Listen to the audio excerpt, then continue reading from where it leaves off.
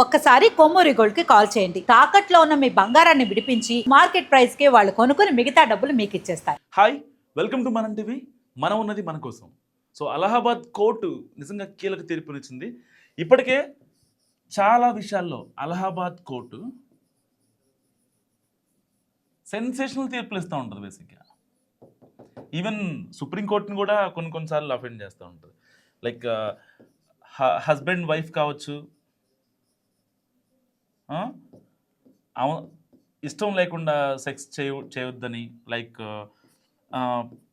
ఇబ్బంది పెట్టకూడదని, ఇబ్బంది పెడితే వైఫ్కి డివోర్స్ తీసుకునే అవకాశం కూడా ఉందని, అండ్ ఒకవేళ పోలీస్ కేసులు ఇలాంటివి ఏం అక్కర్లేకుండా డైరెక్ట్గా డివోర్స్కి అప్లై చేయొచ్చని కూడా గతంలో అలహాబాద్ కోర్టు చెప్పింది.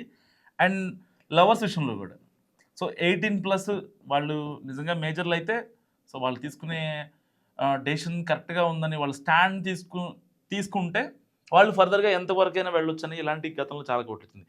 ఇప్పుడు ఇంకొక నెక్స్ట్ లెవెల్ ఒక తీర్పు ఏంటంటే, ఎప్పుడు సపోజ్ ఫర్ ఎగ్జాంపుల్ ఒక అన్నోన్ పర్సన్ ఉన్నారండి,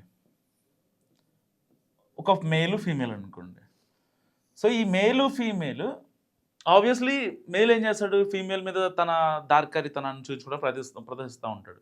దాని ఫలితంగానే ఈ లైంగిక వేధింపులు కావచ్చు, ఇలాంటి దాడులు రోజు రోజుకి పెరిగిపోతూ ఉన్నాయి. సపోజ్ ఫర్ ఎగ్జాంపుల్ ఒక అబ్బాయి ఒక అమ్మాయి మీద కామ వాంఛతో తన వక్షోజాలను పట్టుకున్నా సరే సో దాని మీద అది ఒక రేప్ కిందకి రాదట. ఓన్లీ కేవలం అతని కామ వాంఛ కోసం పట్టుకున్నాడు అన్నట్టుగా మాత్రమే అది ఒక పోర్ట్రే అవుతుంది తప్ప రేప్ కేసు పెట్టడానికో లేకపోతే ఇంకేమన్నా ఫర్దర్గా మూవ్ అవడానికి లీగల్గా ఆ అమ్మాయికి అనుమతి లేదట. మరి ఇదేం కోర్టు నాకు అర్థం కావట్లేదు. రీసెంట్గా ఒక వీడియో చూశాను నేను, అలహాబాద్ కోర్టు గురించి ఒక ఆర్టికల్ కూడా చూసా, ఒక వీడియో కూడా చూసా. సరే ఏంటి అసలు నిజమేనా అని చెప్పి క్రాస్ వచ్చేసాను అనమాట. దాని మీద ఆల్రెడీ సుప్రీంకోర్టు స్టే విధించింది. సో అంటే సుప్రీంకోర్టు స్టే విధించడానికి అలహాబాద్ కోర్టు ఏమి సొంత నిర్ణయం తీసుకోలేదు బేసిక్గా. సో వాదనలు విన్న తర్వాత కొన్ని తీర్పులు ఇస్తూ ఉంటుంది. లైక్ రీసెంట్గా తమిళనాడు కోర్టు కావచ్చు, మనం కొన్ని చూస్తూ ఉంటాం.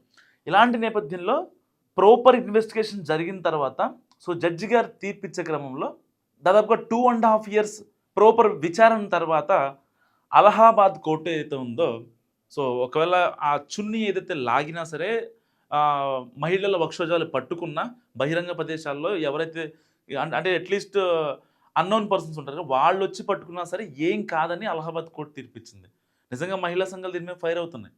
అంటే ఇక ఇలాంటి తీర్పులు వస్తే ఇక అమ్మాయిలు రోడ్ల మీద తిరగాల్సిన అవసరం లేదు కదా. సో ప్రతి పురుషుడు వచ్చి ఆబ్వియస్లీ మహిళల్ని అంటే పిచ్చిగా పట్టుకోవడం కావచ్చు, ఇలాంటివి చేస్తూ ఉంటారు కదా. ఇలాంటి కాంట్రవర్షియల్ తీర్పు ఎందుకు ఇచ్చిందని చెప్పి సరిగ్గా 1 week బ్యాక్ సుప్రీంకోర్టులో కొన్ని పిటిషన్స్ వెళ్ళినాయి అనమాట. సుప్రీంకోర్టుకి వెళ్తే దాని మీద సుప్రీంకోర్టు స్టే ఇచ్చింది, అలా ఎలా ఇస్తారని. అండ్ దాని తర్వాత కూడా ఇప్పుడు మళ్ళీ ఈ లాయర్లు తమ వాదనలు వినిపిస్తున్నారు. అలహాబాద్ కోర్టు తీర్పు గురించి ఇప్పటికే మహిళా సంఘాలు ఉవ్వెత్తులు ఎగిసిపడుతున్నాయి. ఒక బహిరంగ ప్రదేశంలో బస్ స్టాప్లోనో లేకపోతే ఇంకో చోటనో ఇంకా ఆడవాళ్ళు తిరిగే ప్రదేశంలో, ఎందుకంటే మహిళా సాధికారత కోసం కేంద్ర ప్రభుత్వాలు రాష్ట్ర ప్రభుత్వాలు సో బోల్డ్ చేస్తున్నాయి.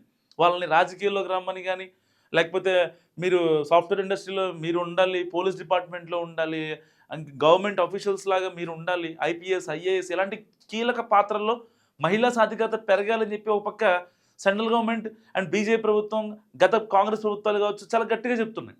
మరి ఇలాంటి నేపథ్యంలో కోర్టు యొక్క తీర్పులు నిజంగా గమనార్హం అని చెప్పాలి.